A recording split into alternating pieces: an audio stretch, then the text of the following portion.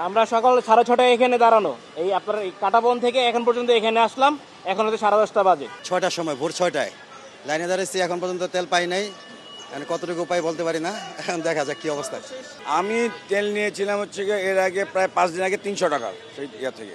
যেমন গতকাল গিয়েছিলাম হাজিপাড়া পেট্রোল পাম্পে পাইনি, 11:30 8:30 দাঁড়াইছি, 11:30 পরে বলে তেল নাই। পাম্পের যে দীর্ঘ লাইন, এই দীর্ঘ লাইনটা আসলে যত দিন গড়াচ্ছে তত আমাদের কাছে আমরা দেখছি যে আসলে লম্বা হচ্ছে, ততই লম্বা হচ্ছে। আমরা কালকে যখন 9টার সময় পাম্প থেকে বের হই, আমরা দেখতে পাচ্ছিলাম যে গেটের সামনে রাত 9টার সময় লাইন ধরে গাড়িগুলো দাঁড়িয়ে আছে। আমি জিজ্ঞেস করলাম আপনারা কেন দাঁড়িয়ে আছেন, বলে যে আগামীকালকে সকালে আমরা তেল নিব। যে এই যে মানুষের তেল নেওয়ার যে প্রবণতা, এটা কিন্তু এই যে যেমন রাত থেকে লাইন ধরে, আবার কিছু কিছু গাড়ি আছে সকালবেলা এসে এক্সিট গেট দিয়ে ঢোকার চেষ্টা করে। আমরা এক্সিট গেটের সামনে একটা লাইন করেছি ভিআইপিদের জন্য, সেই লাইন দিয়ে আমাদের সিভিলিয়ানরাও এসে ঢোকার চেষ্টা করে। তো এইটা যদি এই ধরনের বিশৃঙ্খলা তৈরি করে, এটা শুধুমাত্র গ্রাহকরা অতিরিক্ত তেল নেওয়ার যে প্রবণতা এবং ফুল ট্যাঙ্কিতে তাদের রিজার্ভ থাকতে হবে, এই প্রবণতা থেকে এই বিশৃঙ্খলাটা তৈরি হয়।